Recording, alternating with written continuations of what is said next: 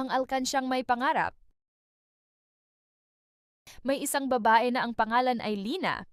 Araw-araw siyang nagtatrabaho pero palaging nauubos ang kanyang sahod. Kapag may extra, agad niyang ginagastos sa pagkain, online sale at gala. Lagi niyang sinasabi, mamaya na lang ako mag-iipon. Isang araw bigla siyang nagkasakit at kinailangang gumastos para sa gamot. Doon niya napagtanto na wala siyang naitabi kahit kaunti. Nalungkot siya at nangakong magbabago. Kinabukasan, bumili siya ng isang simpleng alkansya. Araw-araw kahit barya lang, 10-20, inihulog niya ito. Hindi madali. Minsan gusto niyang gumastos pero naaalala niya ang hirap na naranasan niya. Lumipas ang mga buwan at napuno ang alkansya. Hindi lang pera ang naipon ni Lina, tiwala sa sarili at disiplina rin.